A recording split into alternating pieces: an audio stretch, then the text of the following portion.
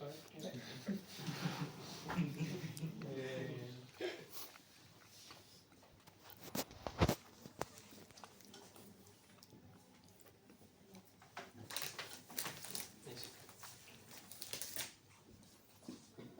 Bueno, gracias a todos por asistir. Esta va a ser nuestra segunda patita sobre esta como pequeñas cápsulas de introducción a la ciencia cognitiva. Y siguiendo un poco con la presentación del profesor Manuel de la semana pasada, yo me voy a concentrar en una de las E, la última E, la aproximación activa a la cognición.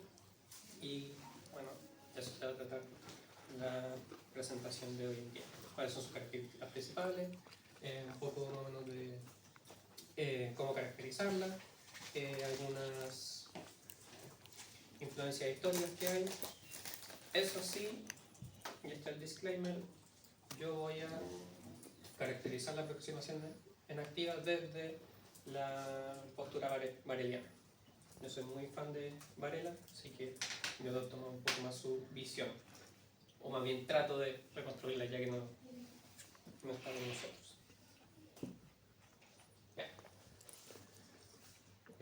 Siguiendo un poquito lo que trabajó el profe Manuel la presentación pasada, decidí partir con esta pregunta: ¿cómo caracterizar la aproximación a la cognición desde una forma corporizada, encarnada? Y aquí les cito dos papers bien buenos, uno de, se me olvidó el nombre de la señora Wilson, donde ella hace como esta revisión de cuáles son las características principales de una visión corporizada de la cognición. Y destaca estos 6 puntos. Uno, que la cognición sea situada, es decir, el ambiente en que sucede juega un rol significativo para dar cuenta o explicar la cognición. 2, la cognición es un fenómeno temporal, es decir, requiere tener en cuenta este cambio a lo largo del tiempo para dar cuenta de la naturaleza de lo mental, a diferencia, por ejemplo, de lo que podríamos ver en un enfoque más clásico que vieron con el profe Manuel, donde son como estados discretos. Aquí la idea es ver la cognición como un proceso continuo y que se desarrolla a lo largo del tiempo. Entonces el carácter temporal va a ser importante para dar cuenta de la dimensión corporal también. Es decir, cómo se implementa las características funcionales de la cognición en una dimensión temporal. 3, descargamos trabajo cognitivo hacia el ambiente. Esa sería la tesis de la mente extendida. 4, el entorno es parte del sistema cognitivo, no es simplemente donde se desarrolla la conducta, sino que sería parte constitutiva de lo mental. Esa sería como la visión más fuerte. Y esto nos lleva a la 5, que la cognición es para la acción. De ahí vamos a ver el concepto de enacción, que es el concepto fundamental de la teoría enactiva. Y la última tesis que identifica Wilson es la cognición offline, es decir, no en la acción misma, sino ya como cuando uno se siente a imaginar cosas o planea cosas, estaría basada en lo corpóreo. ¿En qué consiste la tesis de la mente extendida? Del punto 3. Sí, en el punto 3 está la visión clásica, porque hay muchas olas de mente extendida. Actualmente se habla como de 3 o 4 olas, pero la clásica, Clark Chalmers, nos señala que el trabajo cognitivo, o más bien las características de la cognición, en la aproximación funcionalista a la mente, es decir, los estados mentales son simplemente estos, se definen por los roles causales entre la recepción de un input sensorial, el procesamiento y un output conductual, y lo importante sería esta parte del medio, de nuevo el modelo sándwich.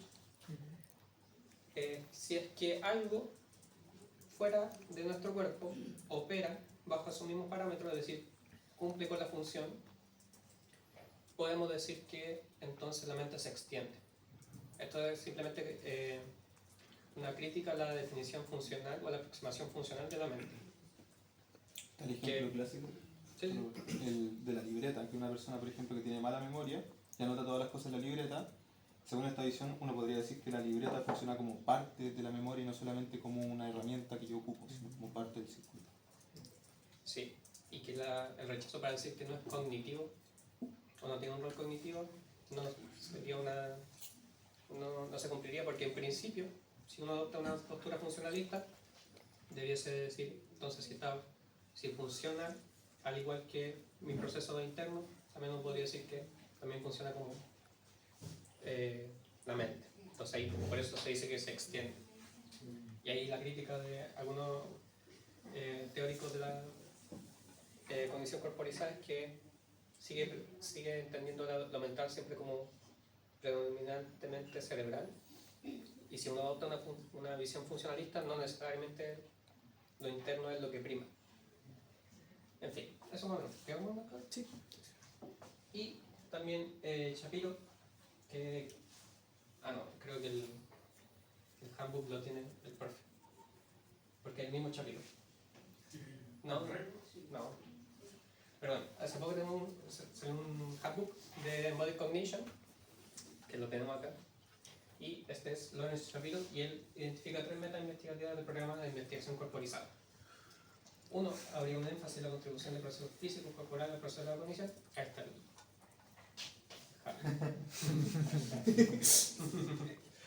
Que sea corporalizado. Sí. Entonces, reconocer que los procesos corporales, más allá de los neurales, tienen una contribución importante al proceso de la cognición. 2. Este énfasis en la contribución de los factores corporales al contenido de la cognición. Lo que podemos ver en teorías como la de la metáfora conceptual de se me fue el nombre, Lakoff Johnson, en lingüística cognitiva.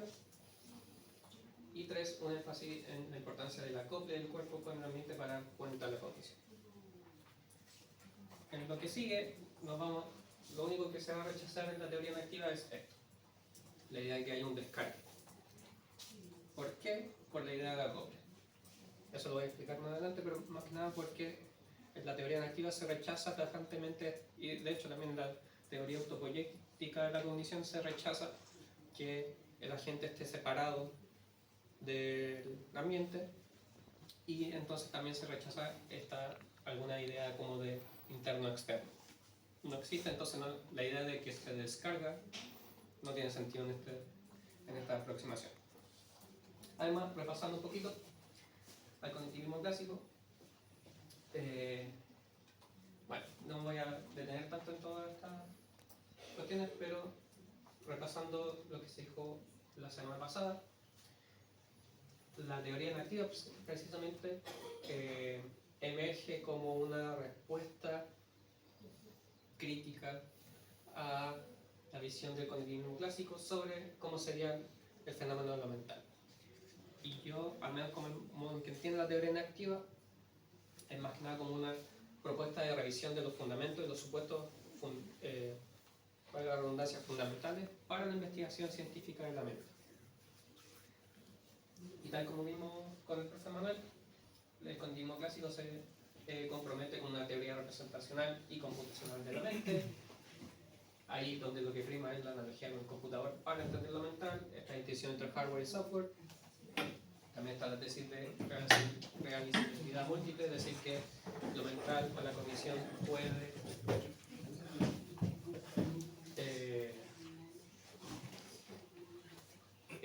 darse en distintos contextos materiales, en tanto la función se mantenga, lo cual emerge como una implicancia directa a partir de la distinción hardware-software.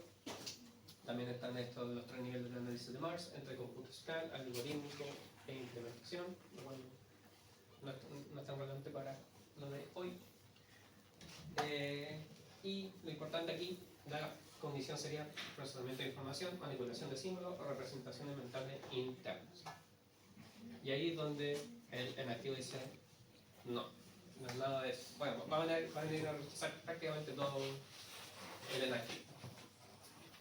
Y se sigue esta visión de la cognición como procesamiento de información, que cuando los símbolos representan apropiadamente un aspecto del mundo real y el procesamiento conduce a una solución a un problema planteado al sistema, se puede afirmar que el sistema está operando correctamente, es decir, que está pensando de buena manera.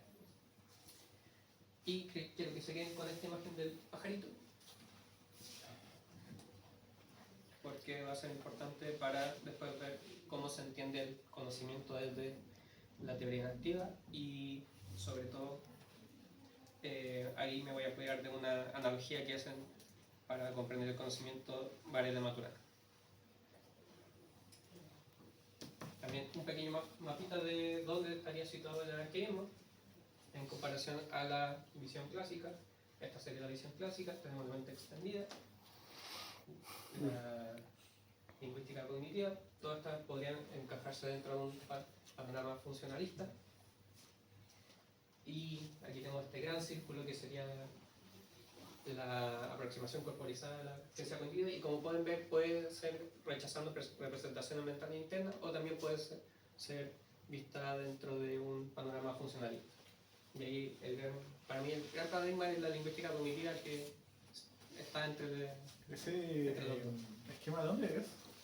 Este era de...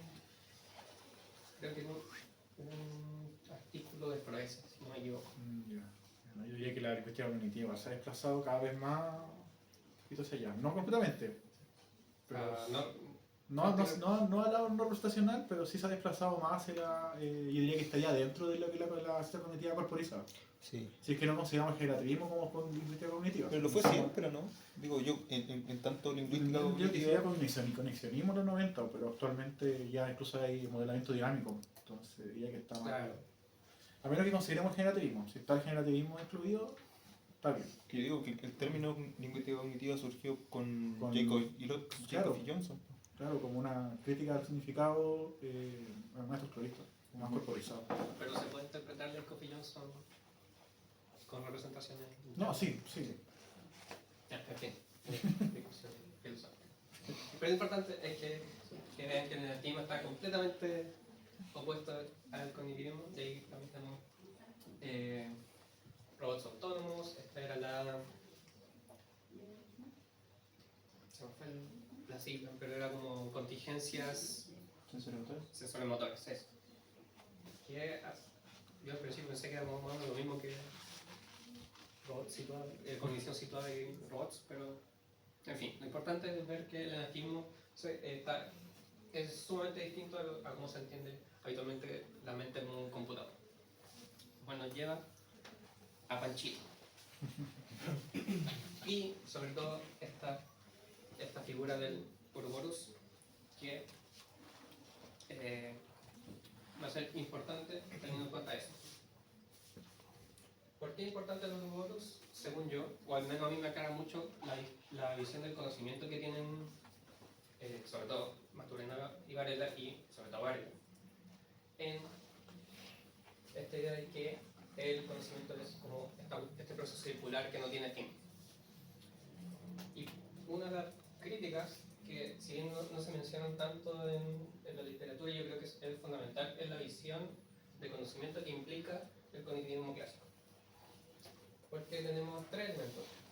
Sería como el conocedor,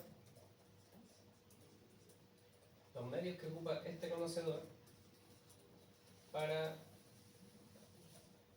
conocer o lo conocido, o acceder a eso que está conociendo.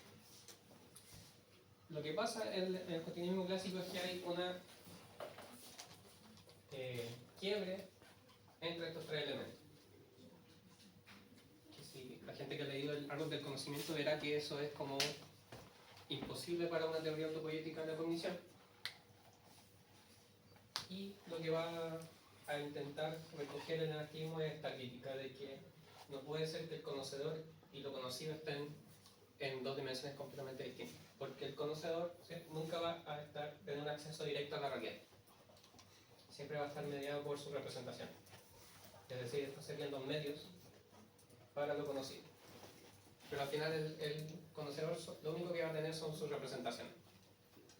Entonces, lo que va a querer recuperar el anarquismo y también lo que señala tanto Maturana y Varela en el árbol del conocimiento y y también en de máquina y seres vivos, es que buscan reconocer como esta estructura o parten de esta estructura del conocimiento para de ahí plantear todo lo siguiente. ¿Y cómo sería este círculo? Bueno, no estarían separados, no habría representaciones internas, sino que la relación es con el ambiente de manera directa por el acopio estructural. Entonces, cada vez que el conocedor utiliza ciertos medios, ya sea su aparataje sensorio motor, neural, etc., para lo conocido eventualmente va a cambiar al conocedor en su constitución. Dado que todo, como estamos viendo, es el acople del organismo a su ambiente, es lo que forma el sistema cognitivo. Entonces, todo lo que se conozca va a cambiar al organismo en este caso, y por ende va a también cambiar los medios que ocupa para acceder al conocimiento. Es decir, si lo vemos en la ciencia, va a cambiar las preguntas que realiza, el modo en que mide ciertos resultados, etcétera, etcétera, etcétera. Y ahí va a ser un proceso continuo, nunca finito, sino infinito. Siempre vamos a estar en este diálogo o en esta visión del conocimiento. Y es de ahí donde surge, creo que es el distinguidor para entender también la idea de acopio estructural y la visión de conocimiento que busca defender tanto Maturana y Varela.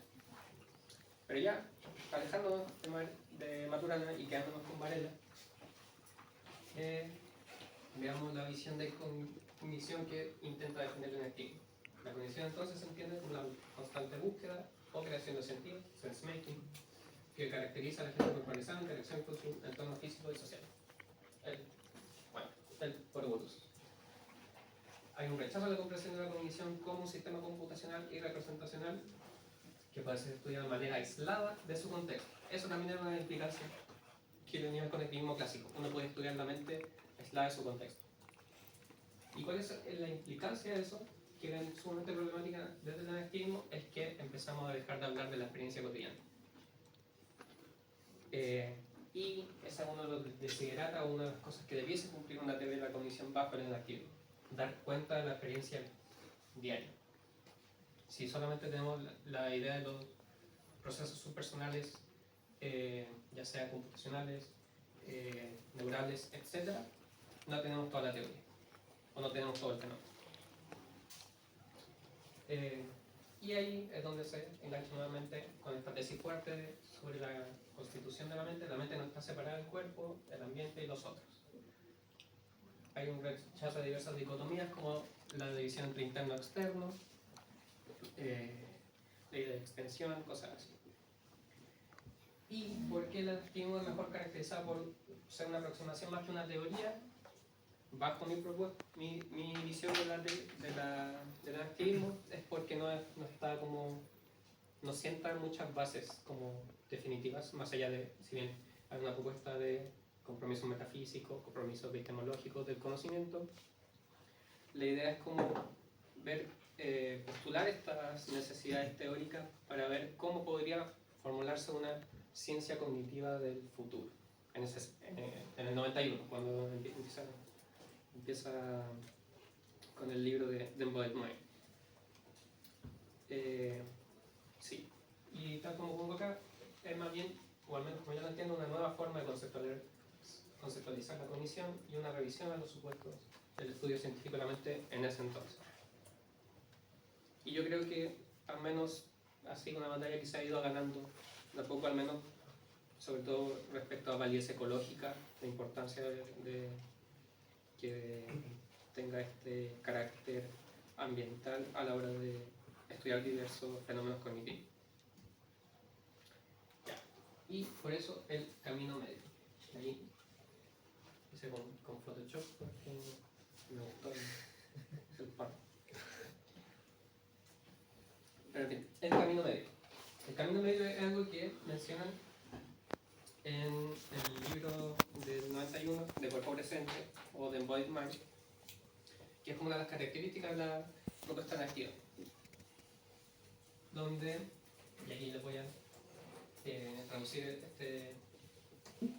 esta alternativa, que encuentro que lo pone muy bien Roger Figueiredo, que en el activismo trata de ser una alternativa epistémica entre el realismo, es decir, que el mundo existe independientemente de nosotros, y el idealismo, que es simplemente la realidad de una proyección de lo mental, sino que en el Bottom Mind, aquí están hablando del libro, su posición acerca de la disputa metafísica puede ser puesta en términos de un realismo redefinido. Rechaza el idealismo porque la realidad no es simplemente algo que ocurre al interior de la mente individual o del individuo, pero no es el caso de que esta realidad esté simplemente afuera, como algunos realistas lo ven.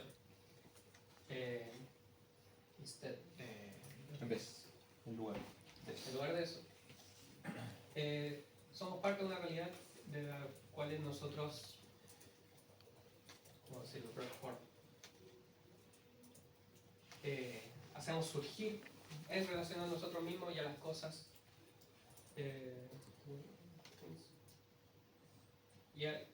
relación a nosotros mismos y a las cosas, en vez de simplemente a nosotros mismos. Entonces la idea aquí es que no es simplemente que la realidad sea independiente de nosotros, sino que siempre la realidad es algo en relación con nosotros. De ahí nuevamente esta idea de camino medio, al dar cuenta también de la perspectiva del organismo. En el sentido ahí uno podría decir que está en línea con algunos aspectos de la propuesta idealista, pero siempre comprendiendo que el ambiente también es algo real. Y ahí se sostiene que la cognición es el ejercicio del saber cómo, es decir, el know-how, la acción corporalizada y espiritual, es decir, cómo nos movemos, cómo nos desenvolvemos en distintas situaciones. Además, la mente sería una propiedad emergente a partir de procesos autoorganizantes que interconectan el cerebro, el cuerpo y el ambiente en múltiples escalas espacio-temporales. Entonces, lo mental sería una propiedad que emerge de esta relación de distintos elementos. Además sería relacional porque requiere de estas relaciones entre distintos ámbitos de la realidad, y además es procesual, es decir, no es discreta, no es un estado como aquí estado A, estado B, sino que siempre es un proceso a lo largo del tiempo. Y por último, el mundo, entre comillas, de un ser cognitivo es un dominio relacional, es decir, las distintas interacciones en las que puede entrar este organismo sin desaparecer, sin morir, que es producido por su agencia autónoma en su cumplimiento con la ley. De ahí surge como el mundo de nosotros. Ahí lo más importante es como verlo como en relación, como yo veo una silla respecto a cómo la vería, no sé, un perro o una hormiga. Sería como el mundo, como se relacionan con él, sería de distintas características. También otra cosa importante de esta propuesta es la tesis de la continuidad vida-mente, donde se sostiene que la vida y lo mental siempre, más bien que los principios formales que rigen lo biológico también aplican a lo cognitivo, y por ende la emergencia que hablamos anteriormente vale para todo ser vivo. Entonces lo cognitivo no simplemente está en los humanos o en los mamíferos, sino que surge inclusive en esferas tan bajas como la célula.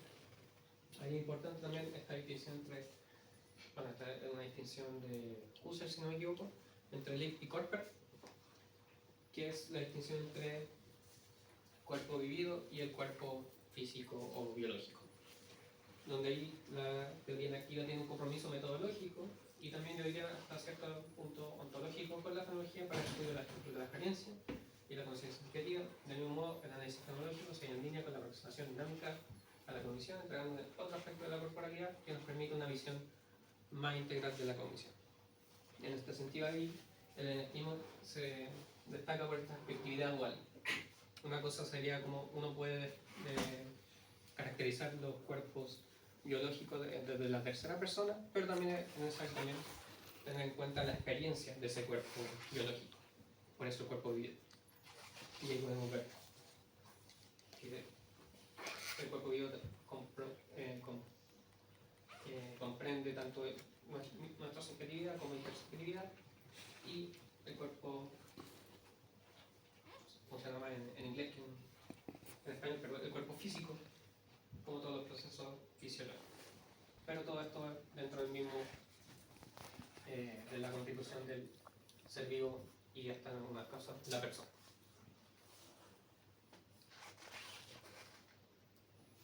Y ya para seguir avanzando, algo que quería dejar en claro de esta presentación es la visión de la ciencia que emerge desde el enactivismo, que es algo que no se ve tanto en la literatura tampoco. Y yo creo que aquí es vital el trabajo o el modo en que ve la ciencia Maturana y Varela, que ven la ciencia como un diálogo, una conversación. Y es por eso que el anarquismo se nutre tanto de la interdisciplinariedad y la transdisciplinariedad. Y por esto les cito este libro que no se habla tanto, que es un libro antes del Embodied Mind. Es un libro que se llama Into Bridges, que son conversaciones con el Dalai Lama sobre la ciencia de la mente, editado por Varela como en el 80 y tanto. Y según yo, y esta es mi tesis fuerte, aquí está el origen del anarquismo y no del Embodied Mind. ¿De qué año es ese? Si no me equivoco, entre el 87 por ahí. Pues que fue una recopilación de, valga la redundancia, conversaciones con el Dalai Lama, que es el Varela de los 80. ¿Ya? Era consejero científico, por lo que... Claro. No, sí, el Dalai Lama y Varela eran amigos. Sí. Muy amigos. Pero, al fin, yo creo que esto es uno de los, ¿cómo decir?, espíritus o características más interesantes de la propuesta anarquista. Esta idea de que la ciencia sea como un diálogo o conversación. Por eso, este proceso se enriquece cuando uno tiene más perspectivas. Esta circularidad del conocimiento se enriquece, se vuelve mucho más fructífera cuando uno tiene distintas perspectivas que van, de cierta manera, el conocedor se va como modificando. Por eso el anarquismo tiene una patita en la fenomenología, en el budismo, en la biología y en la neurociencia. Lo cual para mí dice mucho de cómo era Varela. El tipo tenía una patita, él era neurocientífico, pero biólogo de formación, pero también tenía este interés budista, pero también tenía este interés por la filosofía, sobre todo en la fenomenología. Y él siempre vio la ciencia como diálogo, como conversación. Nunca era algo como definitivo, sino que siempre se va a enriquecer por esta idea de ir como buscando tender puentes amables entre distintas disciplinas. Y eso, bueno, ahí está la rueda de la vida, es el budismo y la filosofía de la percepción, para definir. Si quieren saber de la rueda de la vida, les puedo comentar con cada paso. Y para ya ir como finalizando un poquito más, hay distintas variedades de activismo actualmente. El tradicional, no me viene el tradicional, pero yo pongo el activismo sensorimotor de Alba Noe. Y aquí estamos. Tenemos ejemplos físicos. Ahí está. Donde el foco es la explicación de la intencionalidad, es decir, la acción, y la tecnología de las experiencias perceptuales. No es como dar cuenta de la condición en total, sino que algo mucho más específico, como es como la relación entre acción y percepción, y cómo eso también tiene algún efecto en la visión de la conciencia respecto a ciertas experiencias. También está el anarquismo radical de Hutto y Min, creo que este no lo tenemos, ¿cierto? Sí, está. No, todo. Donde aquí lo interesante más de Hutto y Min no le interesa más dar cuenta de la cognición en su totalidad, sino de argumentar en contra de la necesidad de postular representaciones internas. Por eso ponen esto del problema duro del contenido. Cómo hablar de contenido sin representaciones mentales. Porque pareciera que el cognitivismo clásico se genera un problema, que es el problema del contenido, de dónde sacan el contenido, y lo que buscan ellos es dar cuenta de una teoría que rechace completamente cualquier noción de representación interna, y por eso es un anarquismo radical. Pero ellos no hablan tanto de autonomía biológica, sino que también se centran un poco más en la idea de acople estructural para rechazar la idea de representación. Volvemos a este circulito, si es que todo está conectado, no es necesario postular de que hay una representación.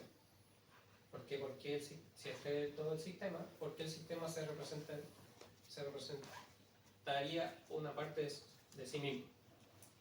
Esa es como la idea muy puesta de manera muy somera.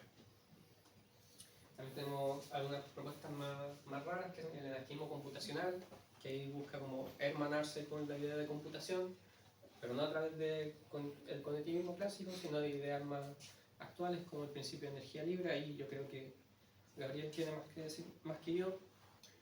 Y por último el anarquismo autopoyético, a mí me gusta más que decir autopoyético, el anarquismo autonomista, aunque suena como partidos políticos. Pero es el que busca defender o avanzar la propuesta allá en The Embodied Mind de Varela, Thompson y Roach, donde ahí tenemos a gente como el filósofo argentino Ezequiel Di Paolo, sobre todo como una de las principales figuras. También de Jaeger, Elena Cufari y bueno, Michel Mayese también. Algunos conceptos centrales, aquí les voy a explicar más o menos cómo es. Este sí es de frase, porque aquí no me olvidé de poner la cita. Que también está traducido, caché, en una revista mexicana. Lo tradujeron el año pasado. Y la idea es que ahí tenemos todos estos conceptos: autonomía, adaptatividad, agencia, mentalidad, socialidad, que tienen ciertas características formales, operacionales, pero que cuando se cumplen estas características formales se dan ciertos fenómenos, ¿cómo decirlo?, cualitativos, como la cognición, como el comportamiento, como la creación de sentidos, sense-making, o la teleología intrínseca. Y la idea es que las capas externas, más bien las capas internas, dependen de estas capas externas. O sea, la idea como de la gráfica. A mí no me gusta mucho esta gráfica, pero la encuentro algo... Al menos tiene todos los conceptos. Y el concepto de cultura hasta el momento no está con algún concepto operacional asociado, porque la puesta ahí en ese artículo de Froese y Di Paolo es que todavía no tenemos una teoría activa de la cultura, que es como la puesta de ellos, que es como de ir de la célula a la cultura y de la cultura a la célula. Por eso también un círculo. Y también, a medida que se dan estos fenómenos cualitativos, también habría una transformación de las condiciones de operación, es decir, la autonomía celular es distinta a la autonomía de un ser que, no sé, ya tiene creación de sentido y comportamiento, etcétera, etcétera. Esa es como la idea. Por último, hay algunas aplicaciones del activismo, y aquí es donde yo me desarrollo primordialmente, que es la filosofía y la psiquiatría. Y aquí tenemos a mis 3 autores de cabecera debido a la tesis. Sobre todo mi favorita, Saneke Dehan y Michel Mayese, con sus respectivos libros que han salido como en los últimos 5 o 6 años. Primer Psychiatry de 2020, 2022, 2023, sí. Y donde ellos tratan de aplicar estas ideas del anarquismo para comprender los trastornos psiquiátricos. Ya ha habido intentos como para comprender como el autismo, en el trabajo de Jaeger, esquizofrenia también, en algunos trabajos de Kruger y Colombetti, si no me equivoco.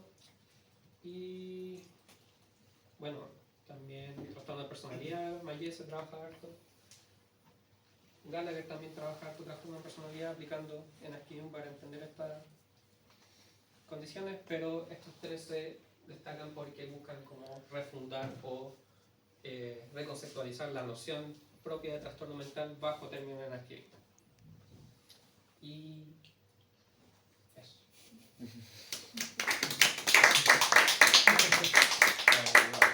Ahí está.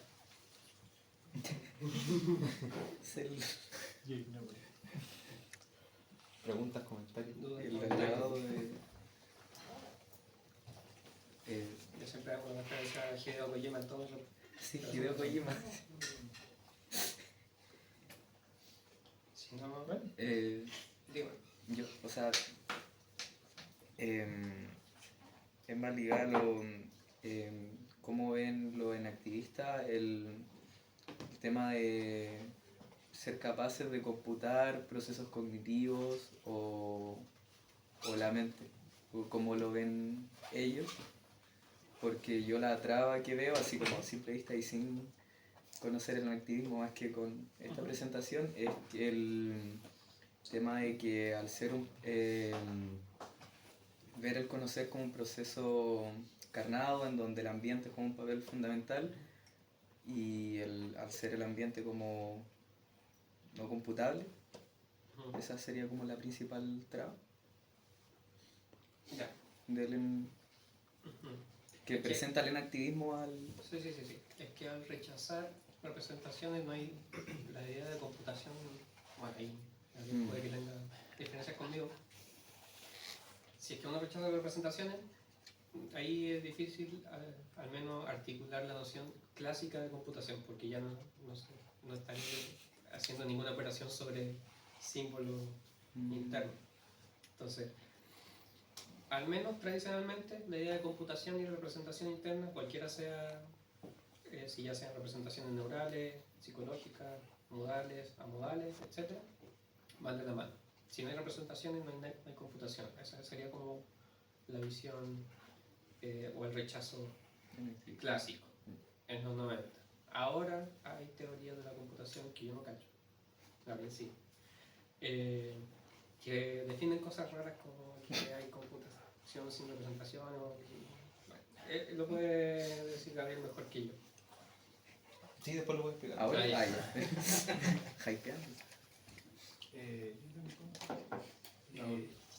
Mirando por ejemplo el mapa, ese que te gusta, el verde, que claro, pues como la idea es ir de la célula a la cultura y de la cultura a la célula, estaba leyendo una clase, un paper de Villalobos y Palacios que habla como de la inconmensurabilidad entre como el mecanismo estricto y el enactivismo con respecto a digamos, el sentido quizá o lo mental como una clase convencional o una clase natural. Entonces, claro, yo entiendo que la gracia de que hay una teleología intrínseca es que te permite dar cuenta de todo lo que viene después para llegar de la célula a la cultura. Pero igual eso es algo indemostrable, ¿no? O sea, ¿Indemostrable en dónde? ¿En la cultura? no en el sentido de que, por ejemplo, cuando Maturana decía que, claro, todo lo dicho es dicho por un observador, la gracia de la autopoiesis era como quitarle toda esa carga histórica de la explicación científica, como si tuviera esta causa final de Aristóteles, como que todo es de una manera, es de la manera en que es porque se dirige hacia un fin.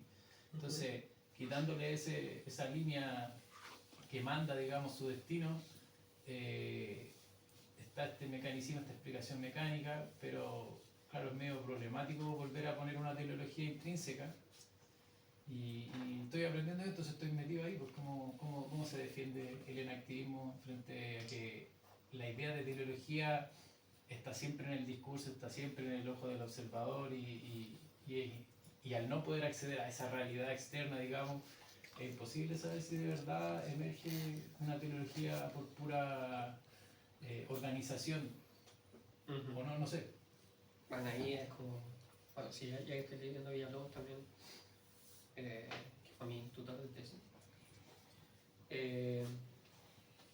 También tiene un artículo sobre el giro jonasiano en Steam, donde, esto ya es otra cosa, pero para dar cuenta, dado sentido esta idea de que la teología, es decir, la finalidad, la autonomía de un ser vivo es como propia suya, no es algo que le atribuye el científico en su investigación. Ahí eso ya es una cuestión de principio más que un supuesto, debido a la noción de vida que maneja Varela. Y de hecho, ahí está, Varela y Weber 2002, que es un artículo póstumo de Varela donde intenta defender esta idea de teología intrínseca. Y es básicamente porque estamos vivos y nosotros experimentamos la teleología, es que la teología es real. Como que no hay una forma de entender lo vivo sin atribuir intencionalidad a otras formas de vida. Y hay unos artículos, no me acuerdo si eran artículos o en el libro de Principios de Biología, la autonomía biológica, donde Varela menciona que uno atribuye intenciones o que la célula se mueve a través de la gradiente de azúcar porque quiere una mejor condición de vida, qué sé yo. No es simplemente una atribución del observador a la célula, sino que logramos conceptualizar la célula de esa manera porque nos estamos estamos haciendo el ejercicio de tomar la perspectiva de la célula en la gradiente del azúcar. Y de esa única forma que entonces él dice que ahí surge la confusión respecto a la teleología en la ciencia biológica, que muchas veces se pretende que esta idea de verse ahí, el científico se separa del contexto de descubrimiento, observación, etc., cuando uno se da cuenta que en verdad también es parte de... Y también eso es parte de la idea del conocimiento y todo el trabajo. Que conocer es actuar. Claro, entonces también comprender que el científico no está tan separado como él le gustaría estar realmente del proceso de conocimiento. Y por eso de esa idea, ahí de nuevo, insistiendo, ahí surge como esta confusión, como que parecía que simplemente una propuesta mía, pero en verdad esa propuesta tiene que ver con cierta, yo hasta cierto punto lo pongo como entendimiento o un ejercicio empático con ese otro organismo vivo. Entonces por eso es como que ahí al principio yo hacía que la vida conoce la vida. Es como un argumento fenomenológico al final. O sea, fenomenológico y por inferencia la mejor explicación. O sea, yo tengo la experiencia de que tengo un propósito, de que las cosas que hago las hago por un fin. Y de la misma forma que yo digo, si yo lo hago así y yo soy un cuerpo que se mueve, que tiene digestión, etc., y veo que los animales son iguales y que también hacen cosas que le interpreto de esa forma, entonces digo, también tiene esta cuestión. O sea, la tecnología sería como un primitivo de nosotros, como una cuestión... Claro, aunque igual ahí, no sé, no me he metido mucho en el tema, pero no es la teleología tal como la veía, por ejemplo, Aristóteles, como una causa final que te puede llevar a conceptos teológicos importantes claro, que no es necesario asumir. Bueno, por eso como que me pareció siempre que Maturana estaba peleando contra la explicación teleológica. Sí. ¿Cachai? Entonces, claro, que se separe con Varela y después Varela proponga una teleología intrínseca, en principio es extraño. Entonces, efectivamente creo que sirve y es más útil para explicar, pero también viene de un ejercicio intelectual de quitar la teleología de la explicación. Claro. Eso es lo raro de Varela en su último año, porque yo diría como hasta el 95, Varela sigue en línea con Maturana esta idea de que no hay propósito genuino. Eso porque en el 96 ya empezó a hacer experimentos. Y empezó a pensar más la fenomenología cuando empezó a tratar a los pacientes con epilepsia, cuando empezó a hacer esos también puede experimentos. ser eso. También Y empezó a hacer la separación entre lo que eran los aspectos de la conciencia y la conciencia como un todo coherente que surgió. Sí, yo creo que en parte tiene que ver con su estudio sobre la conciencia. También inevitablemente tiene que ver con su enfermedad.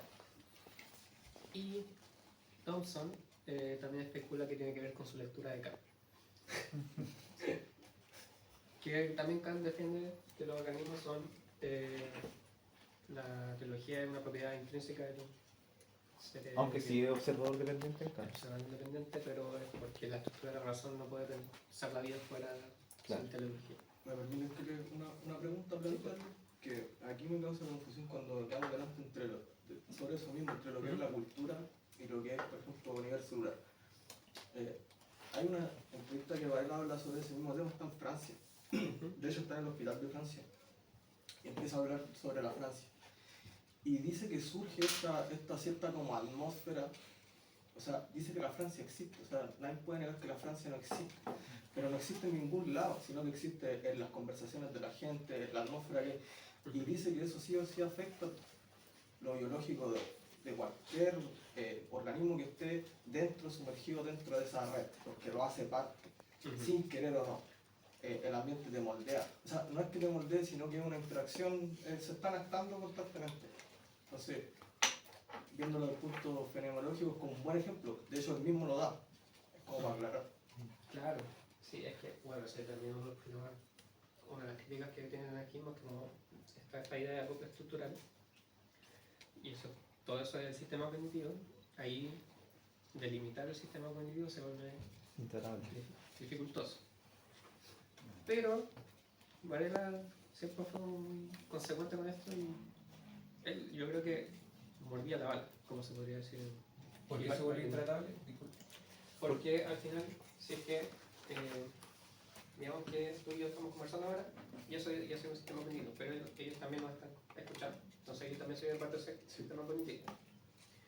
El problema sería, ¿dónde corto el sistema cognitivo? Siempre va a ser contextual. Nunca va a ser como, ¿dónde está realmente el sistema cognitivo? Porque también, como lo mencionaba, perdón, ¿tu nombre? Christopher. También podría ser como el contexto cultural más amplio, el país, o las relaciones en la ciudad, no sé yo. Entonces ahí se vuelve intratable en términos más que nada para el estudio, cómo estudiar un sistema cognitivo. Obviamente se puede delimitar contextualmente, pero ontológicamente, inclusive Varela hasta podría decir, en verdad la cognición en verdad se da a través de todo el planeta. Creo que lo dice en un artículo. Podría llevarlo más allá incluso, si por ejemplo yo me pongo a, no sé, el problema más difícil que tienen estas teorías es dar cuenta del pensamiento contrafáctico o de las cosas que uno hace desacoplado del ambiente. Cuando estoy acostado en mi cama no me puedo quedar dormido porque estoy pensando en un video que vi sobre un asteroide que viene camino a la Tierra. Entonces ya, ahí el objeto de mi cognición, de mi pensamiento, es un asteroide que está a no sé cuántos millones de kilómetros de la Tierra. Pero si en el fondo yo llegué a eso a través de un montón de interacciones sensoriomotoras que me permitió hacer sentido de eso, esa cuestión que está muy alejada, igual estaría formando parte del sistema en base al cual yo me estoy acoplando con el ambiente y quizás, no sé, pues yo empiezo a comprar cosas preparándome para la colisión, etc. La teoría, ¿cómo se llama? La teoría... ¿cómo se llama esta teoría? La expansiva, extendida. Claro, ahí entraría. Y puede ser porque de repente a mí me ha pasado, volviendo a la fenomenología, que a mí me gusta tratar estos temas así, encuentro que es más sencillo. No sé si le ha pasado, por ejemplo, en un concierto, a mí me pasó la otra vez fue a ver con un baile de break y bailó un chico que era la primera vez en su vida que bailaba. Entonces cuando empieza a bailar, empieza a transmitir su emoción de nerviosismo, pero fue algo increíble que generó en todo el grupo, que todos lo sentimos. O sea, se sintió de hecho, como que la persona que estaba como de juez, como que, o sea, el chico no sabía bailar, era muy tieso, pero como que lo que él quiso, lo que entregó en el momento, fue como que generó en todos los que estábamos ahí, aparte de generar como esa atmósfera, generó internamente, porque yo la sentí, y me imagino que todos los que están ahí. Entonces es como una coordinación entre lo que estáis viendo, lo que estáis sintiendo, y es como un proceso que surge, y Varela hablaba del living present, que eso lo sacó de Husserl, del presente vivo, entonces viene de ahí. Y muchos ejemplos de como conciertos también son... Es que son más fáciles de entenderlo. Ahí toda una pelea en filosofía de la conciencia, si es que existen en verdad las experiencias colectivas o no, o si en verdad son simplemente experiencias individuales que coinciden, qué sé yo. Como sintonizar. Sí, simplemente sintonizar, pero ontológicamente lo único que hay son conciencias que tienen como cualidades parecidas en ese momento, porque no son exactamente la misma. O siempre Claro. va a ser posible como Depende del que tú organismo. y yo cómo- tengamos la misma cómo lo experiencia como en un sentido fuerte, como cuando ya en experiencias como psicodélicas, como la idea de que desaparecen los yo y de ser como un sujeto colectivo único el que está teniendo como la experiencia y cosas así. Pero en fin, no te voy a quitar más tiempo. Yo tengo una duda. Después de esto Voy a poner ¿Sí? Sí, sí. Ya, yo soy turista, así que no sé si voy a estar usando los términos correctos. Yo también. Pero, ¿te lo planteo nomás? Sí, sí, sí, perfecto. Ya. ¿Cuál es la postura o qué dice el enactivismo acerca de la bipolaridad? Y si no existe tan específico, ¿qué diría en líneas generales lo que quieras compartir acerca de los trastornos mentales? Ya.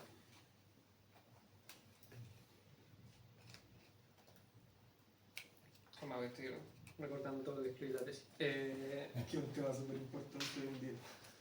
Ya, sobre trastornos mentales, en general, para ir como paso a paso, está esta idea de creación de sentido, ¿cierto? Lo que señalarían los del correo. Ya. Entonces está esta copia entre el agente cognitivo y el ambiente. Lo interesante de este acople es que el modo en que se desenvuelve el organismo actualmente está lleno de posibilidades de acción. Hay muchas formas en que yo puedo interactuar con el ambiente y yo generalmente puedo verlas, entre comillas. Es decir, puedo atender a tu pregunta de buena manera, te puedo responder de distintas maneras, etc. Lo que plantea de Hahn es que entonces, si uno toma el enactivismo y lo aplica a la psiquiatría, el modo en que uno puede caracterizar los trastornos mentales sería como un sesgo en la creación de sentido. Un sesgo trastornado, como le pone ella, que tiene un carácter sistemático. ¿Qué quiere decir eso? Cuando yo hago sentido del mundo, siempre va a estar sesgado a cierta dirección, ella menciona. O el mundo se va a ver casi siempre carente de significado, es decir, asociado con la depresión, con mucho significado, como puede ser un delirio esquizofrénico, puede ser excesivamente peligroso, como yo lo estoy, mi relación con él, como los trastornos de ansiedad, y el caso interesante serían los trastornos de personalidad, porque ahí, por ejemplo, la bipolaridad, que podríamos pasar como de todo está bien, como un episodio de manía, a uno de más parecía una depresión, sería como que ella dice que el trastorno siempre va a estar inadecuado a la situación. Por eso esta idea de este sesgo. Y en el caso de los trastornos de personalidad, tendrían que ver más que nada con, bueno, dejando hablar tanto de personalidad, pero Mayese sí, y ella habla como de esta idea de que podemos hablar de los principios del enactivismo y comprender ya no el ambiente, sino simplemente a la gente como un cúmulo de identidades regionales. Yo soy estudiante, también soy profesor, también soy amigo, bla, bla, bla. Y cada uno está asociado con cierta forma, hábitos de sensorimotores, corporales, afectivos, atencionales, etc. Lo que pasaría en algunos trastornos de personalidad es que algunas identidades regionales como que se hacen dueñas o priman sobre otras y la identidad de la persona es como este cúmulo de identidades regionales que puede uno transitar. Ese sería como un yo sano, ya deja de ser un yo sano y termina siendo simplemente un yo como ponerlo compartimentalizado, podríamos decir, donde simplemente una, por ejemplo en el caso de la adicción mucho más claro ver esta cuestión como que mi identidad se reduce simplemente a mi consumo. En el caso de la bipolaridad, ahí me brilla un poco más, pero supongo que tendría que ver con que simplemente o hay manía o depresión. Supongo que transitaría solamente entre estas dos facetas y así se va como lo ponen habitualmente los autores en psiquiatría, es como que se empequeñece el mundo, porque ya no hay tantas posibilidades de acción, o no las aprecio yo también, o no las genero yo. Eso no. Creo que sí. Ah, tú tienes tu. Un aplauso a todos. Sí.